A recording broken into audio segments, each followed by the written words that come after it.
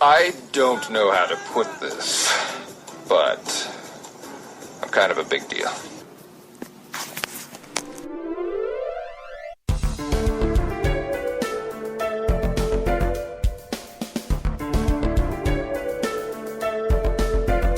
Dr. Bones, listening to Dr. Bones. Good evening, this is Dr. Bones Live, and today I have an in-house interview for the very first time, which is awesome. And let me tell you, I'm so excited to have high school sweetheart here. We have Nick and Jess and Jagger. Say hello, guys. Hey, Hi, Let's listen to Dr.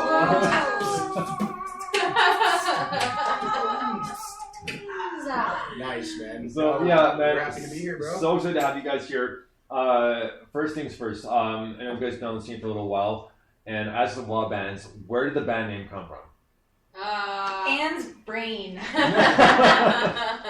I don't know why. I was just like, with the songs that Jess was showing me, I was just like, oh, well, like, I wish that I'd known you in high school so that we could jam and stuff, because I had, like, nobody to jam with.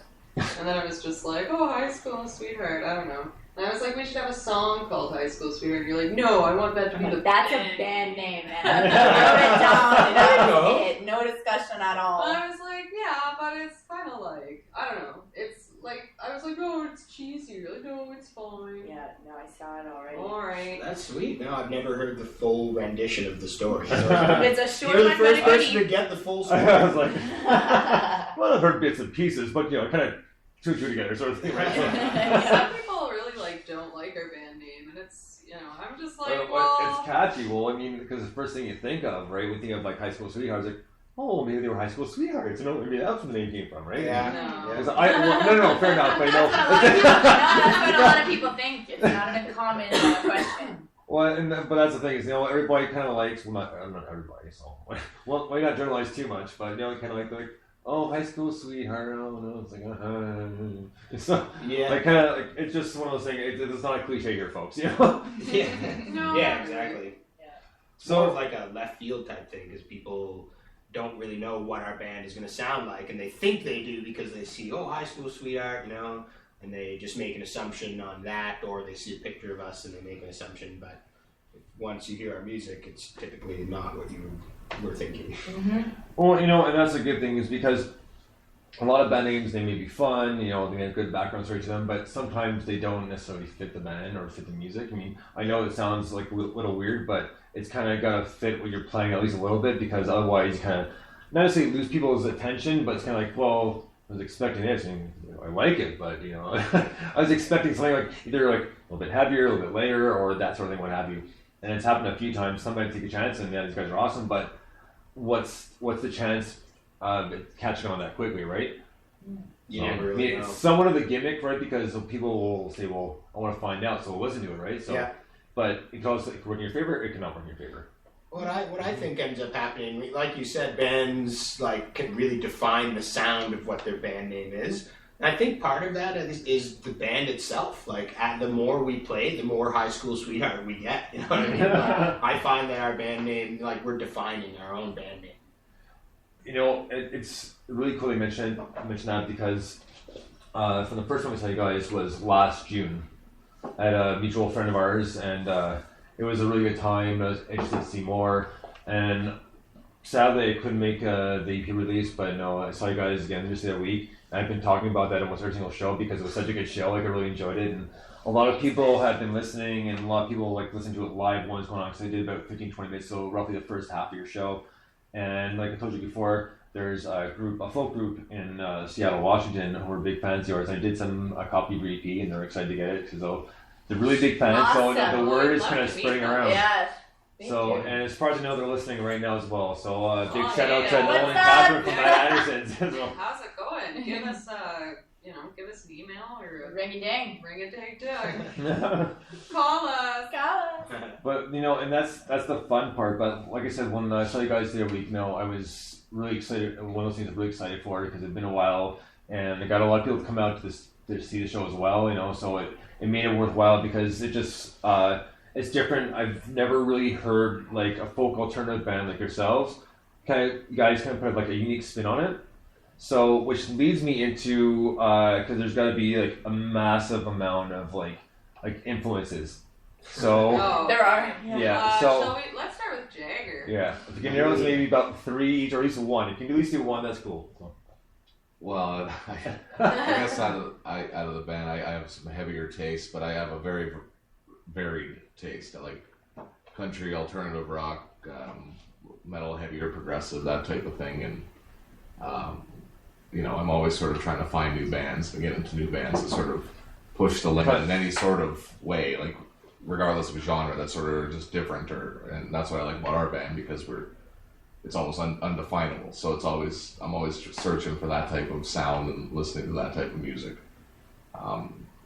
Specific bands that I'm into at the moment, I guess, would be like Scale to Summit and Intro Knot and sort of heavier bands like that. But A couple good bands. Yeah. Jess, your turn.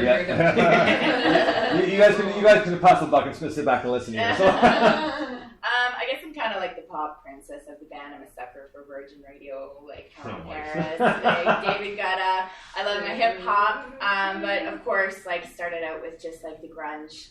Was hugely influenced by like the Riot Girl scene when I was growing up, and Hole was a huge band that Ann and I connected over. Bikini Kill, Kathleen Hanna, that sort of thing. But I'm open to like Talking Heads and just kind of that groovy, bassy, drummy thing that Nick and Jagger pull off all the time. That's kind of what gets me off, I guess, I'd say. To keep it clean. Yeah. I have to say for this band, my influences. I had a friend show me a few years ago a band called the Catherine Wheel, which is sort of a '90s band that some can define as sort of like a shoegaze band, which is sort of like one of those subgenres that like nobody's heard of. But Shoegaze. Actually, I have a few shoegaze bands. Yeah, I'm into them. I'm into Whipping Boy, and I bring a lot of that influence to this band. So I'd have to say for this band, my influences are like the Catherine Wheel and sort of shoegazy kind of like post-punk sort of like new wavy bands. That's decent, no? What do you listen to just when you're listening to music for fun? Oh shit. Tip the iceberg. Oops, shoot, darn. I actually listen to a lot of old school punk. I like the Subhumans and Chaos UK and the Ramones are big for me, and I sort of the 1, 2, 3, 4, get people pumping and the energy is there. Like I love that energy. And I also listen to a lot of EBM and EDM and like electro goth and like stuff like that. I love stuff like that. Industrial music. I'm a huge Ministry fan. Oh yeah, nice. Jorgensen then. Yeah. Anything that's like dark and heavy that'll get you moving and get you pumped. Like I love stuff like that. Moody, like dark dancey tunes are great. The Moody Blues. I like the Moody Blues. They're great. Yeah, They're really good. What about you, Nick? And as far as drumming influence and just general music stylings, I started off listening to a lot of funk. Like I like grunge and stuff and got into that, and then I started to discover some funk and like some old stuff and started really digging that, and that's sort of where the foundation of my drumming started. Like Grand Funk or Parliament? There's this great band, the Blackbirds, and the Meters, and a bunch of old school, like we're talking 70s and early 80s, like really old, classic funk. And then started hey kitty. And then started getting into some mega jazz. And, I like a few of the more popular bands. If I were to sum up my 3 favorite bands, though, in order, I would have to say Tool, Primus, Rage Against the Machine. Stamped it, fucking races. Those are definitely on my list as well. Yeah, and they're all big powerhouse bands, huge drummers, crazy riffs, Like, his name, Danny Carey, man. Like, that guy is the sickest drummer ever. And to see him play live is... blows your mind. It's unbelievable that you can see someone's arms, like some human arms, move that fast. Yeah. Just there's a quick sidetrack here on their album Einema, the very last song. Third Eye. Third Eye. Oh no, it wasn't Third Eye. It was right before Third Eye. And it was Anima. anyway. So, but there's a drum roll he does, and it's like a 7/4 timing. Oh yeah. And just seeing him play out live is like, how are your arms moving that fast? He's a crazy. He's definitely one of those alien drummers, you know. And like I listen to a lot of metal too, you know. Slayer's one of my favorite bands and stuff. So I have a pretty eclectic musical taste too. Beatles, top of my list, you know. So you know, the same here. I'm kind of all over the place because a lot of people when you start out, you know, you're young, you kind of go with some of your parents' influences, you know. But the first thing usually everybody listens to is hip hop, right? So the first thing I think I started listening to was like the Beastie Boys and stuff like that. You know, got right into them. Then after that, you know, the old man like the Beatles, and then from there it's the Doors, Led Zeppelin, you know, the whole like kind of 60s, 70s scene. And huge. I haven't looked back, man, but I know I got by walking like Nirvana was pretty much at the prime of my teenage years, you know. Yeah. So it just like rock and roll. Yeah, we can all say that. The fact that I got to see them live, this was like unreal. Yeah, amazing, I saw them in Montreal for the Euro tour. Oh boy. That kid. Yeah. Go lay down, Wyatt. Jeez. For the Euro tour, and it was awesome because the Meat Puppets opened up for them. Oh, that and would the be Meat Puppets were also on their Unplugged show. The other band that opened up for them was a band called the Boredoms, and they're from Japan, but it was... Cool. Initially I thought so, but no, it got really old really quick. It was more or less just kind of screaming metal. Like you couldn't understand the words, not because they were speaking like Japanese, just because they were literally just like screaming. Oh, like it was like noise. Yeah, essentially, just like really bad background noise. noise. What? That has a place. I like some noise bands. There's a band called Adult that I like a lot. And what was this band that Youth Code. Actually, there's this show in November in Toronto that I want to go to. That's Skinny Puppy, Hot Job, and this band called Youth Code. And I checked them out, and they're like Skinny Puppy with a girl singer. Oh, no way. And and it totally sounds like his vocals and everything. It's insane, but like super awesome. But it's total noise.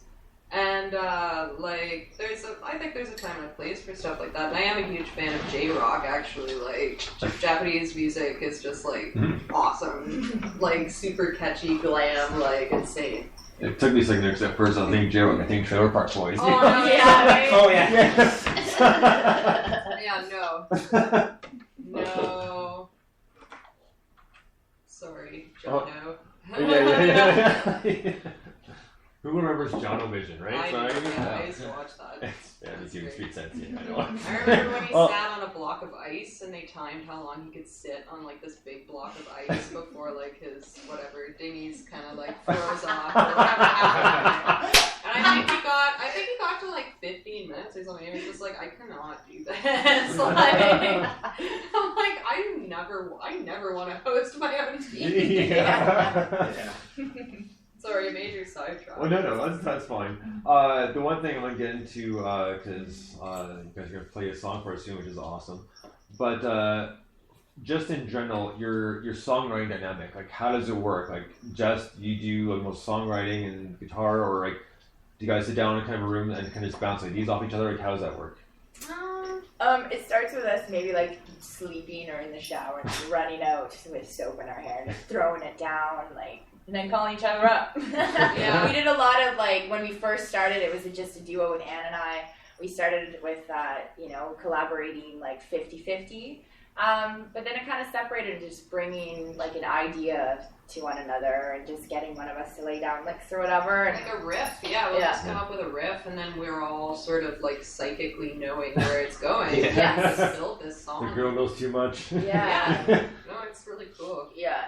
And we pump out songs fairly quickly. We don't spend a lot of time just kind of intricately figuring things out and whatever. Like usually the songwriting is very natural and like Anne said, psychic. Like we just kind of clue in, bust it out, and then we're kind of on to the next thing. Well, at the same time too, though, like you don't have to spend a lot of time on a song in order for it to be good. It just everything works differently for every band. Sometimes like you guys you kind of pump out quickly, and the dynamic works. Why are you gonna mess with it? Some bands it take a little bit longer, but works for them. It's just like whatever works for you, and like it's done you very well over the past few years or so. And I myself became a fan, and I was like really excited to be at that first show like last June.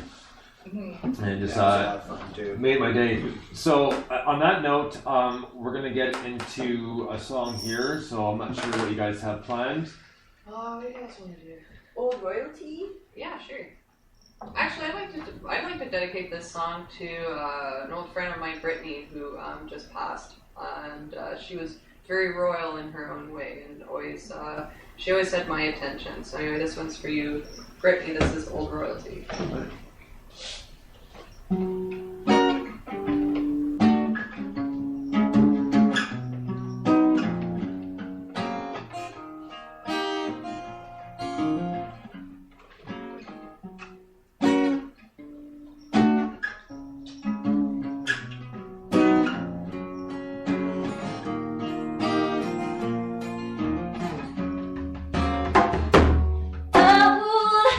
Royalty, something I'd like to feel, and you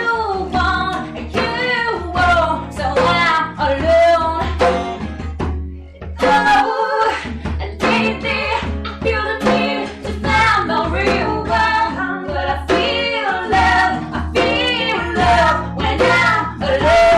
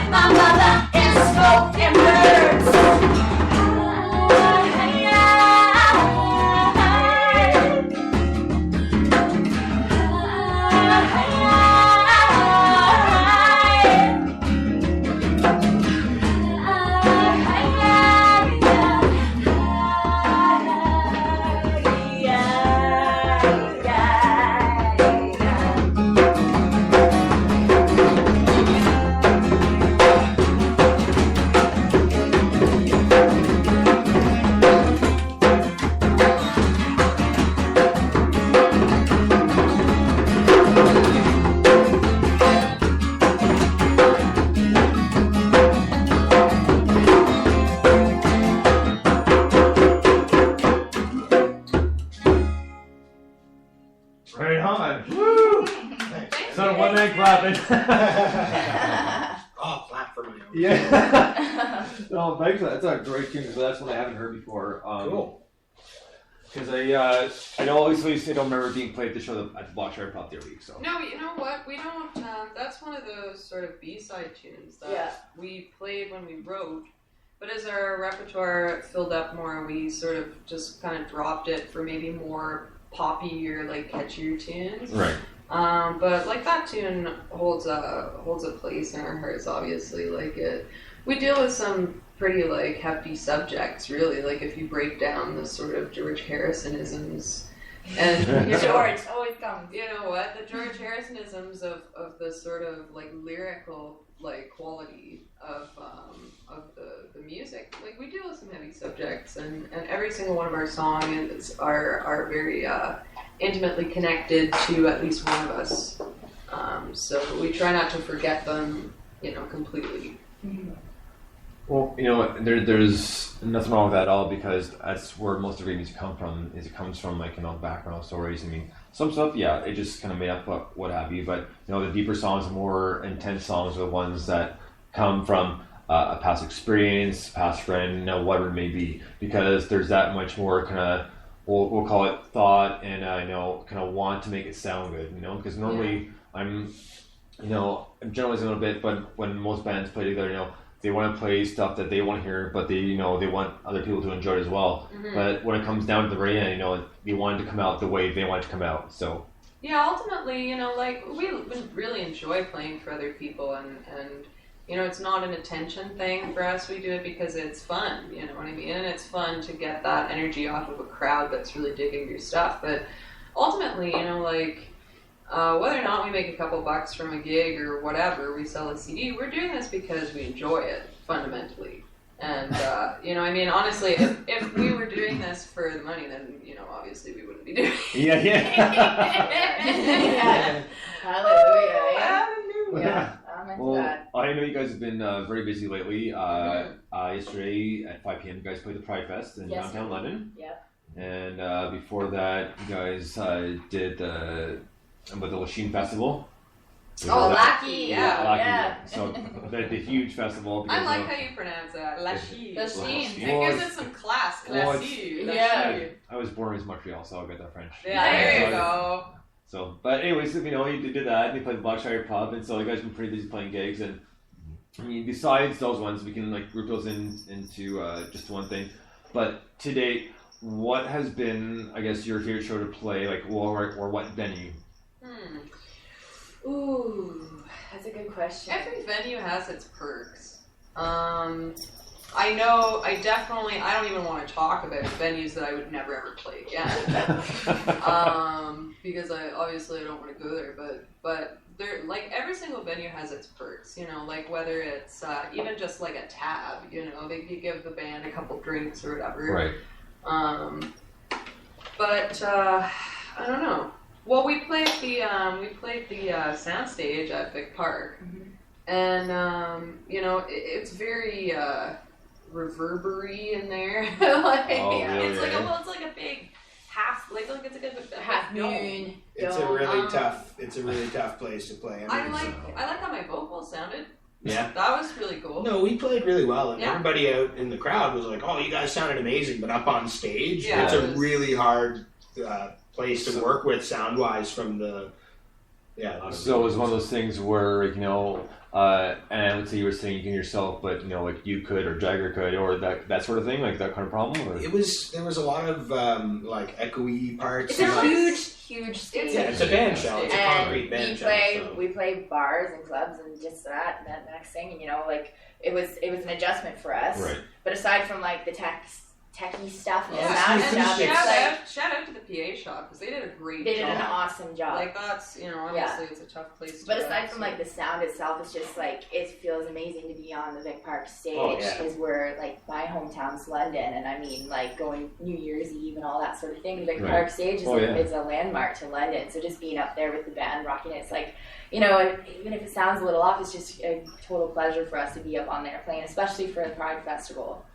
Yeah, exactly. I mean, that's a huge thing here in London, has been for a number of years, and so it's obviously worthy thing to go up for. I mean, unfortunately, I've been made to want to go. I have to work at 5:38, so I couldn't make it. So I was a little miffed with that. But, we're gonna hold it against you forever. yeah.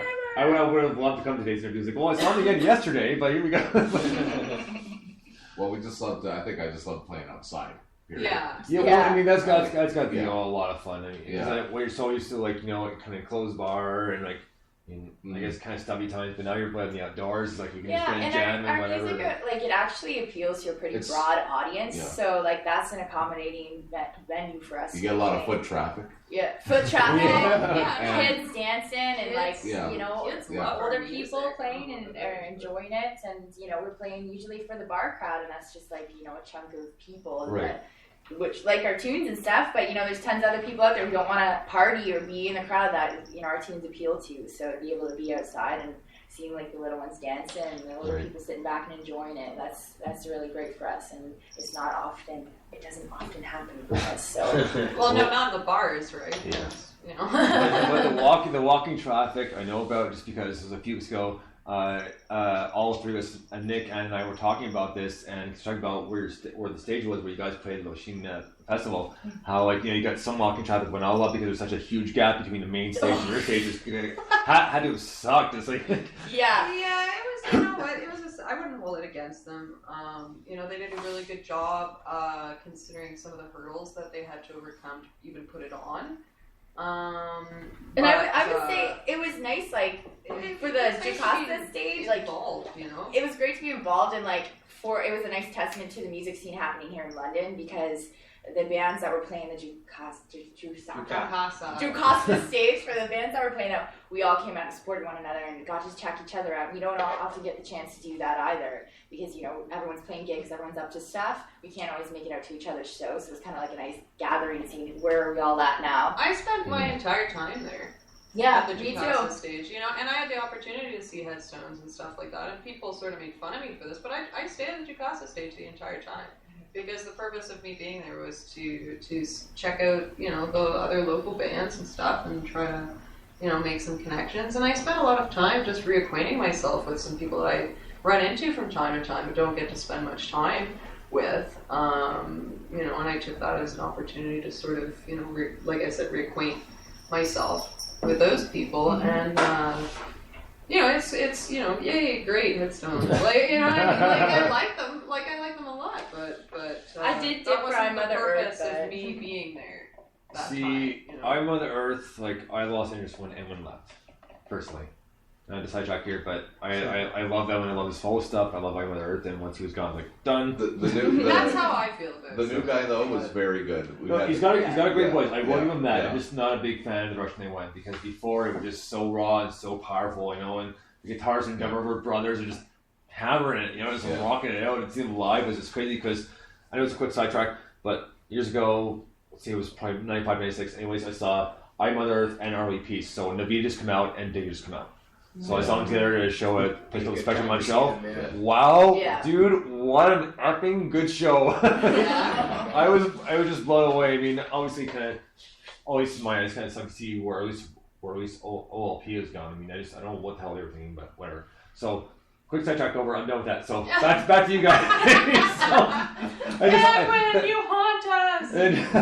It happens sometimes because it's so easy with the amount of music going on.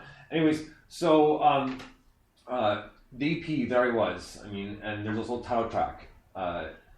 So was that like your initial thought? Did you try to make a title track, the name come before the song, or? No, we had a hard time figuring out what to name the CD.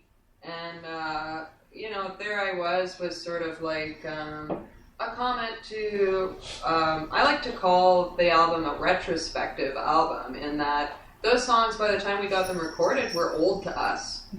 We'd already moved on and written brand new material that was like completely like beyond that EP. So, you know, There I Was already a song that we had, and I think we all just sort of decided, like, well, this is an easy pick, because, yeah, I guess it is There I Was, because we're on to new things now. So, yeah, honestly, like, maybe that's sort of like a, kind of answer to that, but I don't want to deflate the story, but... No, it's not. No, but that's the thing, is like, they come from anywhere, you know. They're not always interesting stories, and that's the nature of the beast. But it's fine, you know. It's just a question of where the story came from. Like, whether it doesn't matter what it is, you know, it still can be interesting. And even been kind of moving forward for a while, you know, it happens. But at least you got new stuff, and that's what people want to know too. Is like, well, no, this is out. Do we have any new stuff? And like, well, no, hell yeah, we do. You know. So we're constantly working on it, and that's what people like, because I've mentioned before on my show just how bands just over the years, months, whatever, have to progress in some form or another, whether it be vocally, musically, what have you, you know. But it helps form the band even closer, give you even a tighter bond, put it that way. And it's nice to see, and it does show after a while, because you can see from, like, you know, from the very first few songs to like the EP, or, you know, first few live performances to, like, you know, let's say 5-6 down the road, and all of a sudden it's like, wow, like, you know, they've been working on this solidly. They've been doing such a good job. So it's always interesting for myself as well as other listeners to hear this stuff, because, you know, that's what they want. They want progression. Doesn't mean they want like a massive change, because sometimes they can work very poorly in your favor, right? So well, yeah, but you know, I mean, look at Madonna. But I mean, she got big, and then she changed, and then that was big, and then she changed that. You know, like, we haven't even hit a pinnacle of our success where we can think about, like, shaving our heads and wearing robes or something. You know what I We mean? do want to, and we will. Don't tell them the bad. Because we all remember what a big deal was when Talga cut their hair. But not even getting close to that. They're probably listening right now. We love you. We're just in a way trying to like pioneer our own like song craft. That's sort of the idea of the band. We're songwriters, you know, and we're trying to sort of create different sort of sounds and textures that are catchy. You know, where it's pop craft in a way too. You know, you're trying to sort of hit something that's going to be. We're trying to push the limits of our abilities too. Like ever since, like Jess and I started this 2 years ago, and I don't want to toot my own horn, but I feel like being part of this band has helped me become a better musician. Absolutely, me too. And you know, like we're all good players in our own respect. But this band, I think that we would all agree that this has helped develop skills that we never knew we had. Absolutely. And we're very aware of the fact that, like, people in their first impressions, and when you walk on stage, you know, double female fronted band and, like, acoustics and all that, we know the kind of initial impression we give, and we like to get as far away from that first thing as we can. Just, you know, for our own little competitive nature, I don't know, or if it's just kind of like pride, you know. I don't want someone to pass me off because I'm a woman holding an acoustic guitar, like, and I don't want to generalize, but people, you know, fly away, lesbian seagull, like I don't want to be like that, you know. I don't want people to think that, and so I think that we kind of push ourselves to a point that we can feel good that maybe people aren't thinking that so much. Well, to be honest with you, that thought never even crossed my mind. I mean, like, just because, like, I'm always looking for new music, and, you know, I love hearing more female vocalists because it kind of goes in spurts. They'll come out for a little bit, they'll be very strong, can die off a little bit, then pick up again. So it's nice to hear it. And the English is coming a lot back. There's a lot of bands right now with female friendly vocalists. Yeah. And whether it's two acoustic guitars, it doesn't matter. There's a lot of bands now with mixed, like, with all genders involved. There's a lot of bands with trans members. Yeah.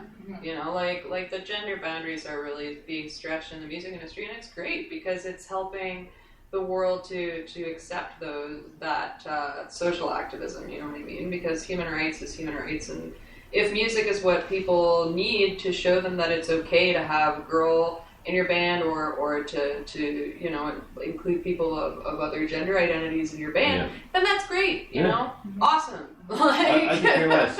If it's good music and I like it, it doesn't matter. And really, it shouldn't matter anyway. No, absolutely not. It's a moot point. I always tell the story when I first seen them play, it was like, I didn't think to myself, they're good musicians for girls. They're just good musicians, period. You know, it didn't make a difference as to how, you know, or what sex you were. It was just that, wow, you guys are incredible players and singers, and it was like, I can cool get down dynamic with this, you know? for the band, you know. Yeah, and that was huge in us recruiting like Jagger and Nick, because we feel the exact same way about them. They're bleeping amazing musicians, and they don't have the egos. They could, with their ability and their talent and what they've accomplished in the scene and the projects they've been involved in and collaborations, they could very well have an ego that is very apparent in the scene. And they just outside of this, like, this isn't like, okay, well, I gotta go hang out with some chicks to rehearse for their band. It's like, no, like, we will meet and have dinner and drinks and stuff, like, we're friends. So. We wanted to get together as people who take this very seriously, and we don't mess around. We want to take it, you know, it's the most important thing to all of us, and you know, it's just kind of very natural. Well, it's the best way to go about it, because one thing, obviously we kind of learn at a young age, you know, there's a lot of stuff you may do, there's always going to be someone a little bit better, which is not necessarily a bad thing, because when I started playing guitar, it helped out. I mean, yes, at first extremely frustrating, but what you learn is like, what was I complaining about? Like, I just learned this, and this, and I didn't get to pay for it. You know, so like, I completely understand that aspect of things, and like, as far as I'm concerned, as long as the music's good, it doesn't matter to me. I don't care who the people are. The music's good, I like it. That's what it makes should be no about. difference at all. Yeah. None. That's what it should be about. Absolutely. So we strive for that in our social activism and in our music. So. and we do a lot of both. So Kind of like a Focal Turner Breakdance machine, eh? yeah, sort of. Yeah, maybe less like vocal about certain. Yeah. You know what? We'll do another interview and you and I'll get into it. Oh, yeah. Sure. I'm a little worried now. Yeah, but no, like we try to do our part. I mean, we're all on this planet, and it's kind of all of our responsibility to kind of support each other and have each other's backs. And when something is clearly wrong, like people being denied service in restaurants and things for being a certain gender identity or a certain color or whatever, like that's obviously wrong. And people need to speak out so that stuff like that does not happen, because we come from, a place historically that is, not very accommodating to different people, and we need to make sure that doesn't happen again. Drop your phone. Dramatic end to that story.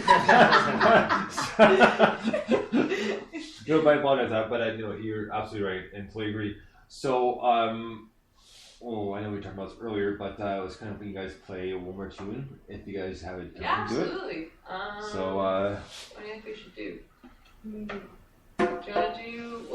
Let's do a new song. They're only yours. Do you want to do? Fish. Yeah, let's do Fishy. Yeah, Fishy. That's it. That's the one. That's the one. 5, 6, 7, 8.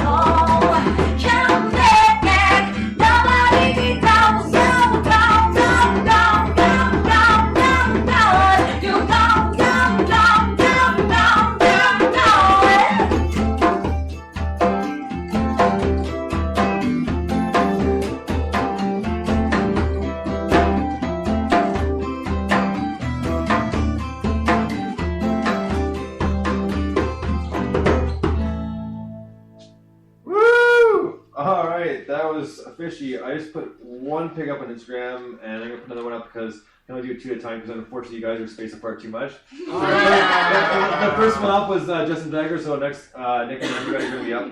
A very cool song, and you guys did play this at Botchard Pub, so this song I do remember, so it was cool too. It was nice for me to hear some new songs because admittedly at the June show I remember some of the songs, but we'll say, I got a little overserved, so we'll put it that way. So that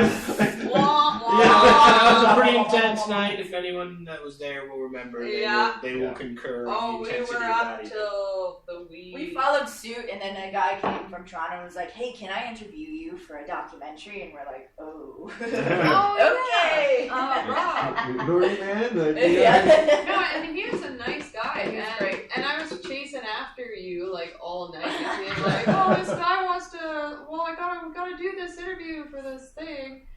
And I was like, don't go away to the guy. I'm like following him around. He was really nice, though. He was really nice. Yeah, He kept me company at our merch table, which was nice. He left me there. It was a great night.